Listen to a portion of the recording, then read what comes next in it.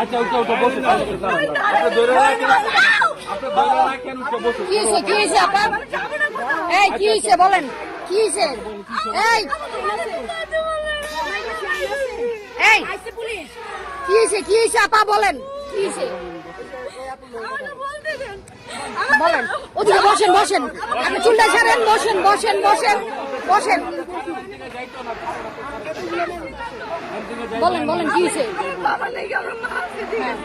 উনি একটা পোস্ট করতে যে ওনার লোক লাগবে, মানে রান্নার কাজ। আমি বলছি যে ঠিক আছে আমার লোক লাগবে। এখন উনি বলছে যে ওনার কি লাগে আমি জানি না, ওনাদের চক্র আমাকে নাম্বার দিচ্ছে ওনার। আমি কথা বলছি, আমাকে বলছে সিসি ক্যামেরা লাগাতে, আমি লাগাইছি, কাজ করছে, আমাকে বলছে টাকা দেবে, এখন আমার টাকা দেয় না।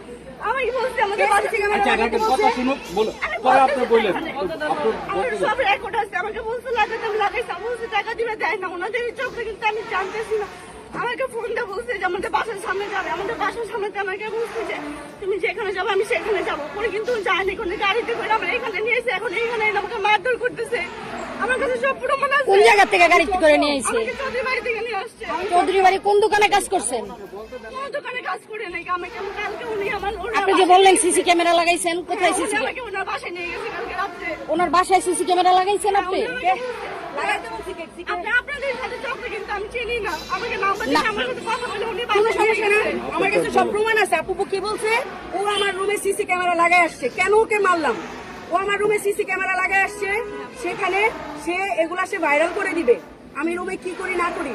এবং শুরু থেকে সে এবং মানে অনেক অশ্লীল কথাবার্তাও বলছে।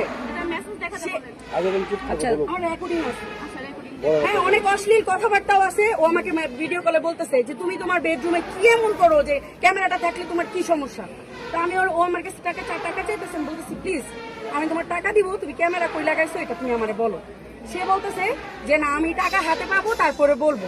আমি বলছি তুমি যা চাও তার থেকেও বেশি দিব। যে কি আমাকে বলছো আমার লোক নাকি, আমি সবকিছু ওনাকে বলছি ডিটেইলস। আমার মধ্যে যে ধরে পরে ও আস্তে আস্তে বলতেছে যখন ও এর মধ্যে কিন্তু ওর সাথে আমার অনেক আমি তো জানতাম না। আচ্ছা আমার ক্লিয়ার করতে দাও কথা। এর মধ্যে ওর মধ্যে আমার কনভারসেশন হচ্ছে। আমি ওর সাথে যোগাযোগ করার চেষ্টা করছি, করে ওর সাথে দেখা করার জন্য। ও আমি বলছি আমি যেখানে বলবো সেখানে আসার দরকার নেই, তুমি যেখানে বলবা আমি সেখানে যাব। আমি টাকা নিছি, টাকার ছবি দিছি। ও আমারে বলে কি দেখেন প্রথমে কত চাইছে 1000, 5000 টাকার ছবি তুলে পাঠাইছি। আপনি কি পুলিশকে ইনফর্ম করছেন না, যে না, এটা আমি হইতাছে ফোন আপনার করি সাথে? নাই। ওরে আমি ডাইরেক্ট থানায় নিয়ে যাব। পুলিশের কাছে গেলে লিটারালি কি হয়, জিডি করলো তারপরে তারা দেখবে। এই দেখবে যে কবে দেখবে তার কোনো গ্যারান্টি নেই। তারপরে তো আইন মানতে